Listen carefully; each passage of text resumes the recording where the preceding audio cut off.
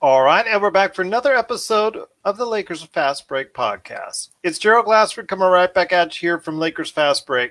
Pop Culture Cosmos, Inside Sports Fantasy Football, and Game Source. We truly appreciate everyone out there listening to all of our shows. And if you can, please give us a 5-star review on Apple Podcasts. Plus, if you can like, share, subscribe, follow, or do anything that you can to support us right here at the Lakers Fast Break, it is sincerely appreciated. And also don't forget our friends at Lakerholics.com and, of course, the great lineup of shows covering the world of basketball at hoopheadspod.com. Well, unfortunately, we could not sustain the momentum that we had coming off of that tremendous victory over the weekend against the Brooklyn Nets.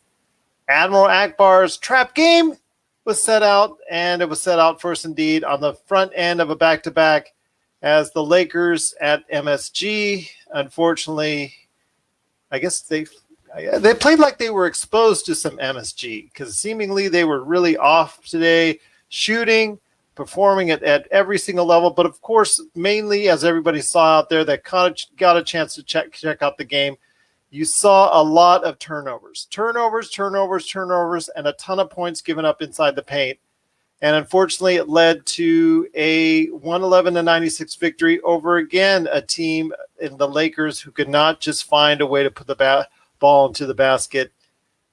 33% shooting from the three-point area, 43% overall, just not a good percentage. I mean, even with the defensive performance of holding the Knicks to 18.5% shooting from beyond the arc, they couldn't get it done. Turnovers, again, all over the place. And even with Schroeder having 21 points and 6 assists, still a lot of turnovers there for him. Kuzma came back to the lineup, but unfortunately wasn't very effective. Only 14 points and a minus 26. Montrezl Harrell was with the big donut, 0 points today and only 2 rebounds. Wasn't very effective at all. Very disappointing effort following up one of the best victories, if not the best victory of the year. And here today to talk about it are 3, not 1, not 2, but 3 great guests indeed. They are all a great part of Lakerholics.com. Be part of the conversation today at Lakerholics.com. And the first one I will go ahead and hit up is the first man that was here, and that's the mastermind of Lakerholics.com himself. It is Laker Tom. And Laker Tom, I know you get angry. I know you get mad. You're still on mute. You might still be growling all over the place. But I wanted to go ahead and say this, that, again, it's what you talk about a lot lately, and that's the dang turnovers coming up to us once ahead. Yeah, we just didn't take care of the ball, but you have to give credit to the Knicks. Tibbs has got them playing a great style of defense. They did a great job in the middle. They basically shut down our centers completely. We spent the first half trying to throw the ball into the middle, and we must have turned it over a dozen times just on trying to get the ball into either Trez or to Dre, and neither one of those worked. And, you know, the game reminded me a little bit of a flip-flop from the game against the Nets on Saturday. Because it was Drummond, it was Ben McLemore who all of a sudden shot the game, took what was a close game and broke it open for the Lakers and set out a pace on it. And this time it was Reggie Bullock for the Knicks who did the exact same thing. He came in at a crucial point where this was a 10-point game. It was still a struggle, and he immediately nailed a couple of threes, and all of a sudden it's a 16-point game. Disappointing, the Lakers got beat in the paint. They gave up way too many points in the paint, were outscored there. They were out-rebounded. And it was basically, I think, a case of the Lakers getting out-coached, to be honest. I didn't think that they attacked the type of defense that was being played against them very well. They didn't make the right adjustments. They didn't take care of the ball. And when you do that against a good defensive team like the Knicks, then you're going to lose the game. And that's what happened. Well, and there's no excuse for the Lakers. Simple as that, because they had the day off and the Knicks were playing on a back end of a back-to-back. So there's no excuse for why the Lakers just did such a poor job of being able to go ahead and find a way to get that ball in the hole. He should have gone ahead and really pushed the ball up, got turnovers themselves, created a lot of opportunities, but instead it was just exactly the opposite. And here today was a guy who probably predicted a trap game for the Lakers. Is our own Admiral Akbar indeed. Yes, and Laker Tom is booing him as we speak. But you got to go ahead and check out his 5 Things articles every time out on Lakerholics.com. It is Jamie Sweet. And Jamie, I'm glad to have you back. But unfortunately, it's under not too great circumstances. On the front end of a back-to-back, the Lakers played like on the back end of a back-to-back. Yeah, no. If there's such a thing as a regular season win hangover, it looked like the Lakers experienced it tonight somehow. Frankly, when you're fighting for playoffs position and battling a team that you're unlikely to see in the NBA Finals, but as we saw last year with the Miami Heat, and the Lakers, there's no guarantee who's going to get where, when, and how what the roads each team will have to travel are. So, this is a mirror game. We're kind of built similarly to the Knicks. I feel like they might have an extra 3-point quote unquote specialist or two that we don't have, but I would say that in a lot of ways we're evenly matched. Although without LeBron and AD, we obviously are missing our dynamic talent that is Julius Randle for the Knicks, who really played a great game tonight. I thought, powerful game, and still found it time to shoot 6 3-pointers. I mean, Julius Randle's really expanded his game in a way that I think few Laker fans ever expected to see this quickly. I think we all kind of hoped, Julius, might average 2, 3, a couple threes a game, and now he's probably going to average close to 5 threes a game, which is kind of incredible for him. I thought the starting lineup shot the ball well enough, but as we all have said, way too many turnovers. Just gifting possession after possession to the Knicks that they didn't necessarily earn. I mean, some of them were forced turnovers, but not all of them. And this has been something, the Knicks got 9 more shots at the basket than we did, which isn't all just turnovers. They also had 15 offensive rebounds to our 4. So, Drummond didn't do a great job cleaning up the defensive glass, even though, we had, Andre Drummond rebound numbers, 10 rebounds. Kuz didn't rebound. We didn't defend our defensive glass the way we've been doing fairly strongly throughout this season. And I agree with Tom. Tom Thibodeau has that team playing to an identity. It's the same identity every night. There's not a question of what am I going to do now? Everybody knows what they're going to do now. I think we've kind of got, with these new guys, we've gone back to a fairly large rotation, and I'm not sure it helps some of our guys. I wouldn't have played Wes Matthews tonight, for instance. I would have given those minutes to any number of players. Ben Malcolm, any number of players I think could have had Wes Matthews minutes. And I like Wes Matthews. I don't see him as being a key piece in the playoffs. I just don't. He hasn't been consistent shooting all year. And his best we got too many guys whose best asset is their gritty defenders. We don't need 6 gritty defenders. We need 2 or 3 and guys who could do a few other things. And that's coming from a guy who loves gritty defenders. It's one of my favorite archetypes in the NBA. You're a gritty defender, you're my guy. Other people like, dunkers or shooters or dunkers and shooters. I like the gritty defenders. So I just thought that tonight, it was almost as if they thought we beat the Nets, we can beat anybody. And that's just not how professional sports works. You got to go out, prove it again, do it again, next game, different opponent. And they didn't do that. They reverted back to the way they've been playing most recently, not generating enough offense. Their defense actually was kind of porous as well, which is kind of surprising to me at seeing how bad the defense played, especially interior when you have Drummond, a 7-footer. I know he's not a shot blocker per se, but he takes up a lot of space. But you're right, he gave up a lot of rebounds. All around, just not a great game. And of course, Kyle Kuzma, minus 26, Montrezl Harrell, a big donut. Caruso, a minus 11 as well. Just very poor performances all around.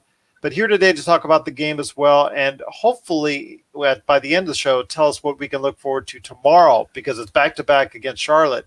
He's a good man indeed. It is L. Rob, and L. Rob, glad to have you as always here, part of the program. And unfortunately, they went to MSG, and like I said earlier, I think they had too much MSG.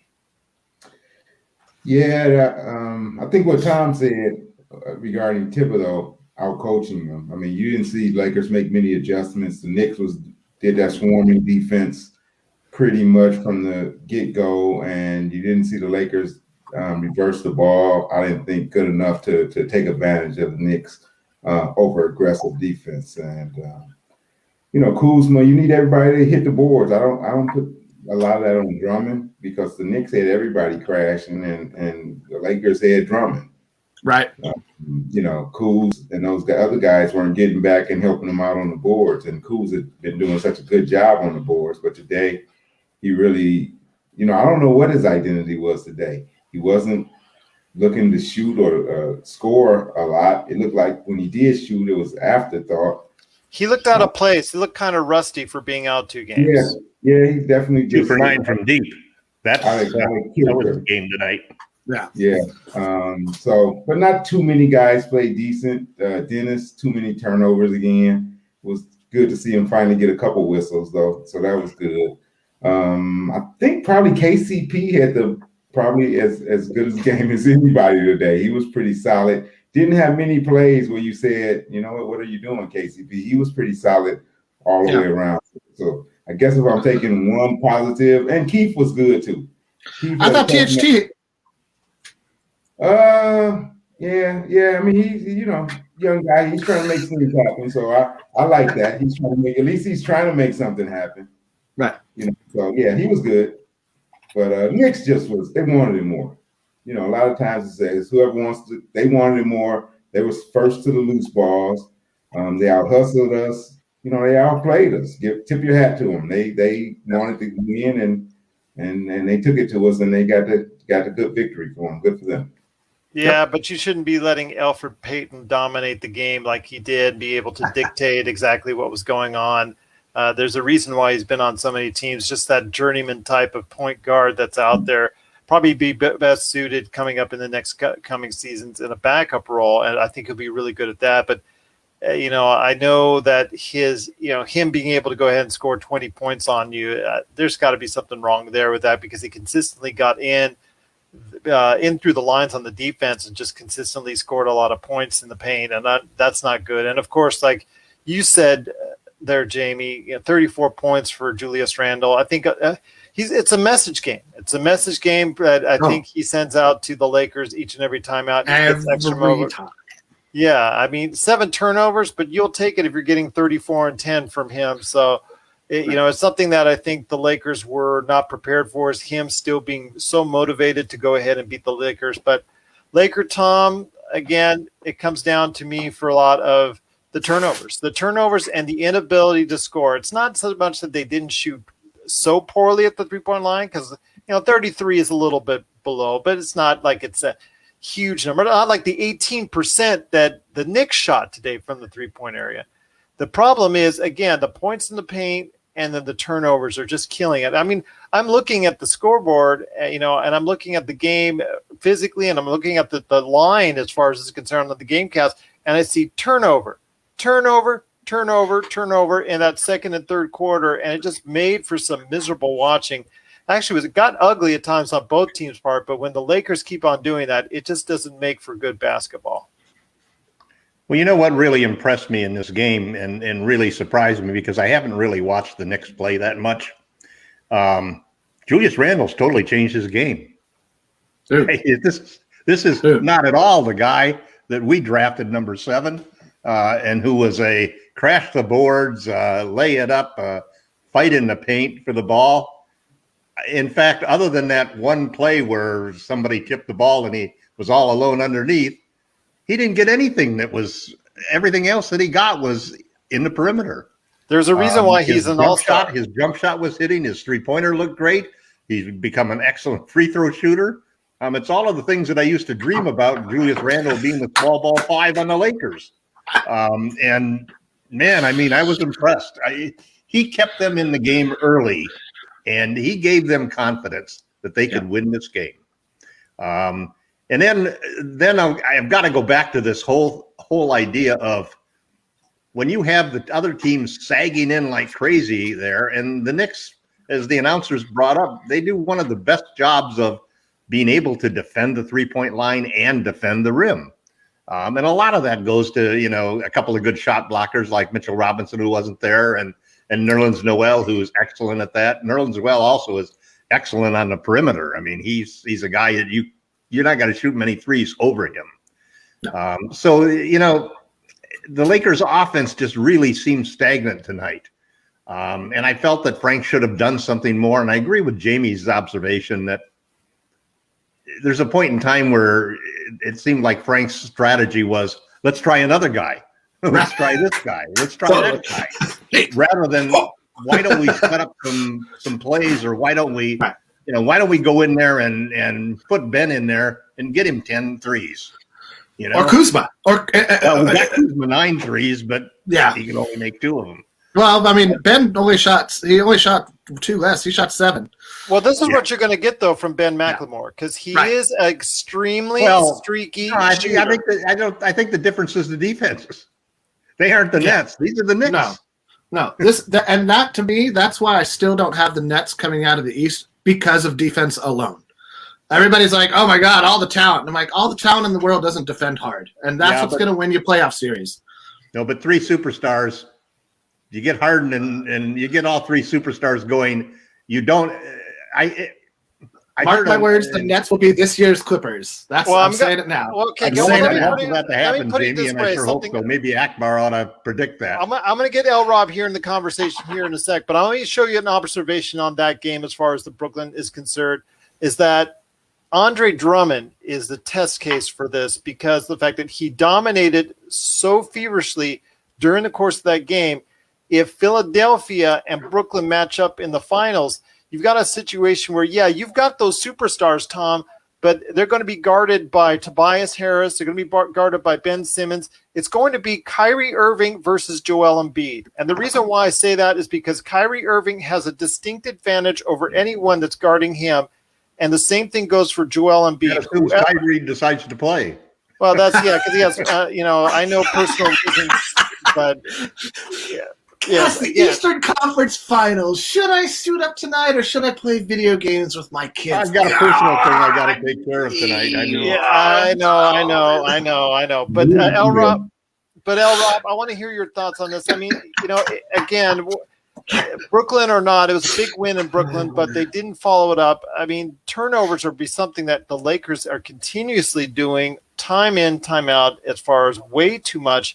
I understand that Dennis Schroeder with LeBron there is only a part-time ball handler, and I know that he only gives LeBron the breaks or when LeBron's on the bench, and I know that's when he's best to be handling the ball. But as the primary ball handler, he needs to go ahead and have better games and a more consistent way of going ahead and running the offense.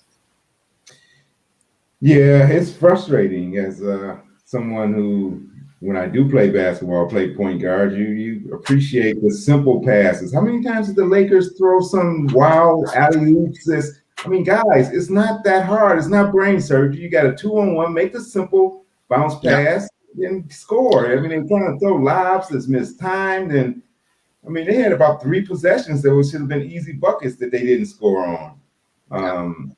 Dennis, he's trying to do a little too much. But it's not just him. It's contagious. The whole team is throwing bad passes. If they're not throwing bad alley-oops, then even when they don't have a turnover, the passes are not concise. They're not crisp. They're thrown at a guy's feet, or the guy's got to reach, stretch to get it. It's never – it's just bad execution all the way around. And, it is who they are right now. Without LeBron, this is not a good executing team. They have – guys are talented enough.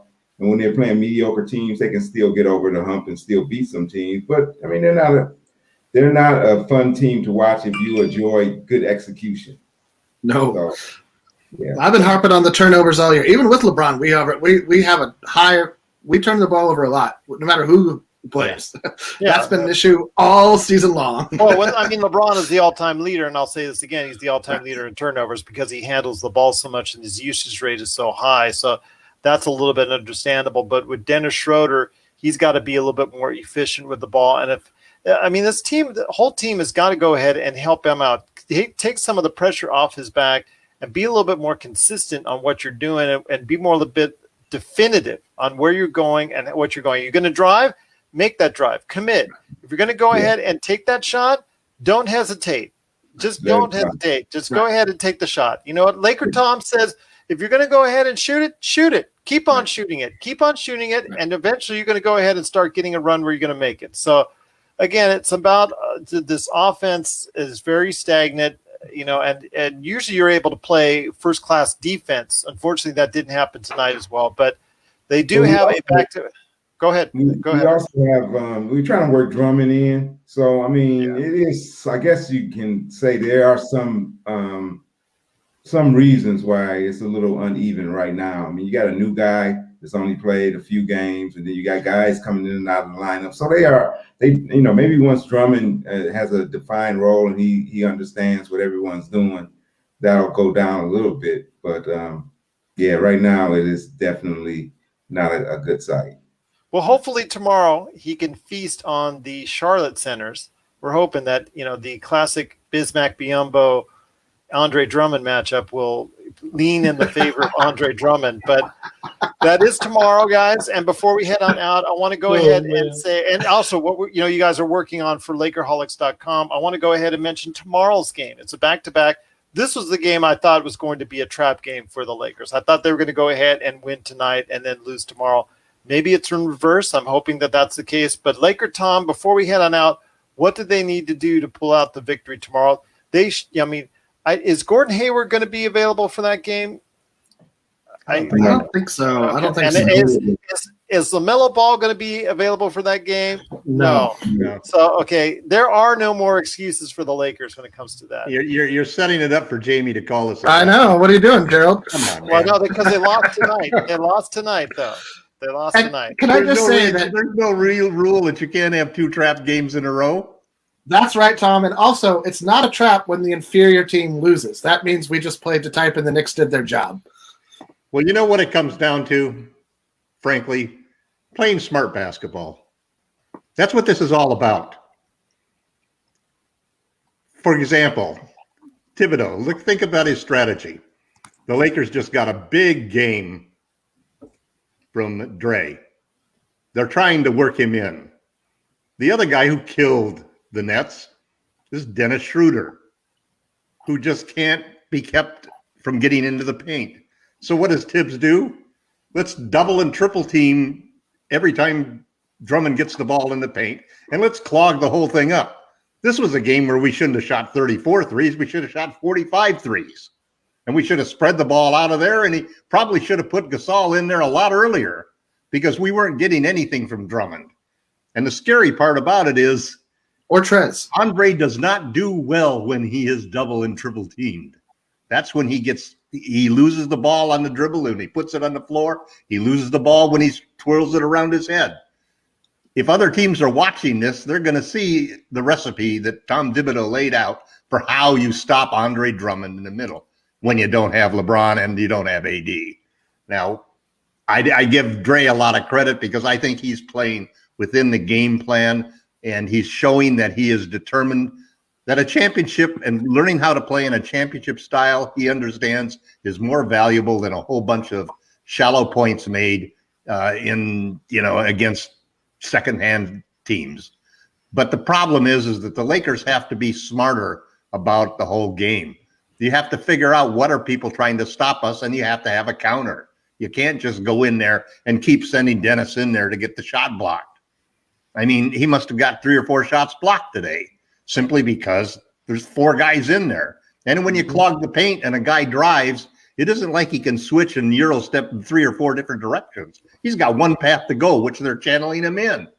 And that's what makes it so hard because they took away our best 2 weapons from the last game. They took away Drummond and they took away Dennis. Dennis still got a lot of points, some of them on fantastical shots that I can't believe still went in. But the whole point is that you got to be smarter. This was a time to spread it out and play 5 out, and that's how you attack a type of defense like that. So you should have put 5 chunk shooters out of there, and we should have just shot 43s. We would have had a better chance of winning than what we were doing right there. I remember the days when I was going to the pickup games and playing in downtown LA and things of that nature, and I would do the Euro step, and people just traveling, man. That's traveling. Oh yeah, I had that happen in my life a million That's times. traveling. That's traveling. No, that's yep. called the Euro step, baby. Back then when you're playing in the '90s, people were still like, "Oh, that's traveling. That's traveling." And take a look at Ginobili. Take a look at all the European players coming over and doing that. And Ginobili. Yeah, and now you look at it. Now you got to do a teardrop along with the Euro step and things of that nature. So yeah, it's the game has evolved so much since then. But L. Rob, I want to ask you this. I mean, tomorrow, is there a certain matchup the Lakers should key upon in order to go ahead and maybe rekindle some of that confidence that we had in Brooklyn? So we got Zeller out. We had Hayward out. You have Ball out. You have, I think P.J. Washington went down Sunday. So you got four. It's going to be guard heavy. It's going to be guard heavy. So guard the 3-point line. Graham, excellent 3-point shooter, especially if he gets hot. Rozier. Yeah, he is a very good 3-point shooter. Miles Bridges is shooting about 39% from three, so he can knock them down. Guard the 3-point line, and you win the game. Watch it be like. I was gonna say what real quick, and I'll give it. Watch it be like Malik Monk get like 30 on us tomorrow. No new stars. Yeah, no new stars. But stars. Would you focus just primarily on the guards, or do you think there's anybody outside of Bridges that could scare you in the front court? Nah, no one in the front court. They need front court help. That's why they wanted to trade for Trez. That's what I thought. But Jamie, I mean, tomorrow, I'm hoping it's not going to be a trap game, but, is there anyone that you would also focus on? I mean, because like L. Rob said, focusing on the guards and making sure that they are high volume, but also high missing as far as just being able to go, low percentage. If they hit threes, but they're doing it off of every maybe 30 percentile or a 25 percentile, that's fine. If they're shooting, 2 for 8, 2 for 9, things of that nature. But the thing is, you got to go ahead and keep focus on them to make those 3-point shots tough. Is there anything else that you want to see them focus on? Like Laker Tom was saying, playing smarter as well. I mean, I'm just going to say, I'm going to quote Michael Jackson here, and each one of the Laker players needs to find the man in the mirror. I'm talking about the man in the mirror, baby. And they got to look at, this team is good enough to hang without LeBron and AD. This team is better than they showed tonight. They're better than they showed in some of the losses they've coughed up on this road trip and all season long. There are guys who are very good basketball players on this team who have a habit of turning in long stretches of not very good basketball. And that's, frankly, on them. You're not going to get you don't have a dynamic offensive coach in Frank Vogel. So that means it's on the players to figure something out. Would I like to see Frank Vogel do something different with the offense? I guess. I don't even know what that would be at this point. It's looked the same for like 2 years running with LeBron, without LeBron. I don't see a difference. So I don't expect Frank Vogel to make an adjustment now. It would be out of character. So look in your heart. Look in your heart. You're in there somewhere. Look for the man in the mirror too. I would be curious. Sometimes I would love to see like what the game plan was in some of these blowout losses, and like, was there a terrible game plan? I'll bet there wasn't. Like, I'll bet it's. I mean, a lot of it's effort, a lot of it's heart, a lot of it's just like compete. You got to compete, and you don't give up you don't give up that many offensive rebounds if you're competing. You don't turn the ball over like that if you're competing. You don't have Kuzma and you don't have every starter had horrible games. Caruso played 15 minutes. I don't think Caruso's 15 minutes lost us this basketball game. Every starter had 3 or more turnovers. These are the guys who are supposed to be leading the team. These are the veterans, the big money makers, the guys looking for big contracts. This is within you. Or if it's not, then you're not going to get those big contracts. You're not going to be regarded as the leader of the game. We need to have Trez have a big game so that they'll play for him next year. At this point, like, let's just worry about making not this. Let's get the top 6 seed. Like, let's worry about that. That's the thing that the team should be focused on right now. The summer will take care of itself. The playoffs will take care of themselves should we make them. And that's something we need to focus on before we head on out. Is that, again, with everything that's going on, The Lakers are still projected right now to most likely get around the 5th seed. Now, I don't know if that's still going to be the case. I mean, with performances like this, they follow it up with more performances like today. Could be a different story before AD and LeBron get back. But Laker Tom, I'm going to close it out with you. But L-Rob, you first, my friend. I want to ask you this on your, as far as finishing out the games and the standings are concerned. Obviously, we're trying to play ahead of what Portland and especially Dallas is doing. Do you think that they're still going to go ahead and be able to stay away from?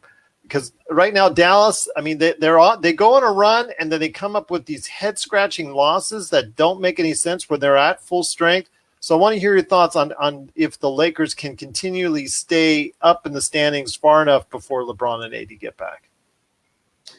Yes, I think the Lakers will stay ahead of Dallas until AD comes back. And then once AD comes back, I think, we'll start on our uptick, and then LeBron's coming back right after AD. So yeah, Dallas lost tonight again, I believe, right? I don't think Porzingis played tonight. So they're missing valuable opportunities to gain some ground. Portland has they got destroyed at home by Philadelphia. Yeah, Portland hasn't played that well ever since they made that trade. They've been kind of they can't play defense. They can outscore almost anybody, but they can't play defense. So, yeah, I mean, I think we're locked into number 6, and then once our big boys come back, I think we'll make a push and have a legitimate shot at getting back up to 4 and, possibly 3, but I don't see it. I know the Clippers are playing real well. And I think the Lakers will run out of time. Yep. So 4 seed, you want to have home court advantage. Clippers got an easy schedule. Shoot for the 4 seed. Try to get home court advantage in the first round. But yeah, I'm not worried. Really not worried at all. I think it depends on how we perform over the next 6 games. If we beat the Hornets, the Celtics are on fire right now. I'm calling a loss already to the Celtics just because they're playing great. You don't know where Celtics team is going to show up. Why do we even play, Jamie? Listen, you don't get to say that after every playoff series. Oh, the Lakers are going to sweep. Oh, the Lakers are going to sweep. No, you don't get to critique 5 games in most of those series. Whatever. All I'm saying is that we have a tough 6-game schedule coming up. We've got the Hornets are really the only, you look at the teams and think, well, we should beat that team. Can we beat the Celtics? Yes. Can we beat the Jazz back-to-back? No. No, we can't. We can't. We don't have this firepower. We don't have the defensive chops. Yeah, but the Celtics and also the Hornets and the Knicks are all 500 teams. So you're going to get the best of them one night and you're going to get the worst of them the other. So it depends really because those teams are all uneven. So, yes, Boston's playing well right now and had a great fourth quarter at Denver, 31-8.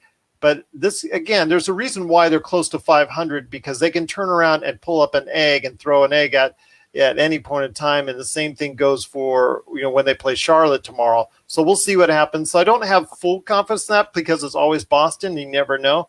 They could be motivated, although it isn't quite the same as it once was. But Laker Tom, I know you're working on some great things for Lakerholics.com. I know Jamie Sweet is as well. Please check out Lakerholics.com and be part of the conversation there today. 5 Things is a great place to go to check out all the stuff that Jamie Sweet is doing. But on the front page, they'll see your stuff, Laker Tom. And what could that be? I don't know at this point in time. I've got a bunch of things in there, but they're long-term things. I set the guy up, and he just knocks it down. Well, It was a tough game. I think what's really interesting is the schedule over the next 6 or 7 games. Those back-to-backs that we have with the Jazz and the Mavericks are going to be critical. Because we could lose 3 out of those 4 games if we don't have AD there. And if we lose 3 out of 4 games, then we're fighting. Then we're going to be in a fight, especially if 2 of those losses came against the Mavericks. We might be in a fight to be in the play-in tournament. That's what I'm saying. And I felt that we had a chance if we had won tonight and won tomorrow night. I thought we had a good chance of actually. It would take a collapse by the Clippers to get up to number 3, but hey, man, it's the Clippers. There's always a chance. Always a chance. But it's going to be interesting. One thing I think it's kind of interesting to me is when will AD come back? Well, 10 to 14 days was the report. That was on Saturday. So. Yeah, I don't think it's going to be 10 to 14 days. I hope not. And I definitely think that there's a point in time where if the team starts to really spiral out of control, I'm a little worried that other teams are going to see what Thibodeau did to totally take our centers out of the game. He negated not only Drummond, but also Harrell. I mean, Harrell had a terrible game, had no impact at all. And that was what I was hoping on was going to carry us to the third seed. And I'm now having some doubts as to whether it will, especially if, this is a copycat league. Every time the scouts get ready and the coach goes to them and says, hey, how do we stop the Lakers? They're going to look at the last time we lost. And then they're going to look at that template and say, well, man, here's how you stop the Lakers. Now, maybe the Hornets don't have the inside personnel to do that.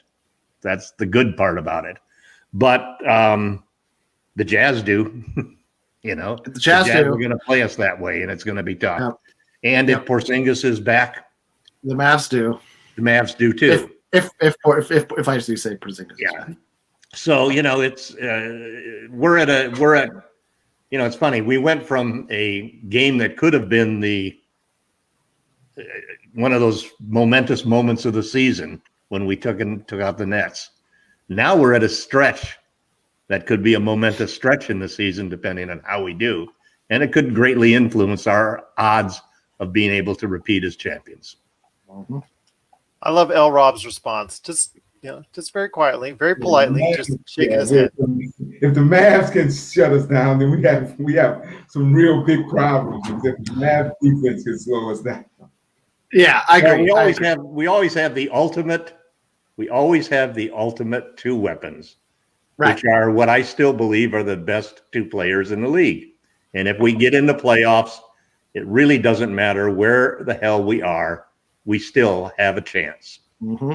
Absolutely. But right now we are, and I think it was pointed out during that Brooklyn game, I think the 30th ranked offense right now. I mean, that's worst of any team since LeBron and AD have been out of the NBA. And that's not to be been shooting pretty good lately. Yeah. So if we revert back to the mean, it could be mean. Yeah, it could be mean indeed. But we'll check it out. We'll be here tomorrow right after the game for Charlotte. So please stay tuned to us right here at the Lakers Fast Break. Again, check out all the great things that we're doing at Lakerholics.com. Also, as well, be part of the Hoop Heads Podcast Network and check out all the great shows there. There's a ton of episodes that we've had over the past few days. You got to check out. One of our highest podcasts ever seemed to magically come around the time of the Lakers-Nets victory there. So that's funny how that podcast is really doing well. And I want to thank everybody for listening to that episode. Plus, also as well, check out my interview this past week with Rafael Barlow from NBA Draft Junkies, talking about the rookies and also as well the future rookies in the NBA draft. I've also got another interview coming up on Wednesday that I did with Stone Hansen from just a regular guest as well, talking about the Lakers offseason moves and also the NBA draft. So take a look for that on Wednesday. But tomorrow, hopefully I will have all these great guests here because Laker Tom, L. Rob, Jamie Sweet, I cannot thank you enough for being part of the show, but hoping you will be here tomorrow for the matchup after against the Charlotte Hornets. So I'm hoping that you guys will be here for that, and we'll be here as well. If you have any questions for us, at Laker Tom on Twitter. What is that? Sound like a plane going by or something. Oh, it's my alley. Oh, okay. There you go. People love to zoom down my alley as if it was the Autobahn. I don't know. Oh, that's awesome. He's got the Autobahn in his backyard. But, yeah, it is at Lakers Fast Break on Twitter, at Laker Tom on Twitter. There you go. Contact Jamie Sweet or L. Rob through Lakerholics.com. It's truly great to have everyone watching and listening, and we'll be back tomorrow night after the game against Charlotte right here at the Lakers Fast Break Podcast.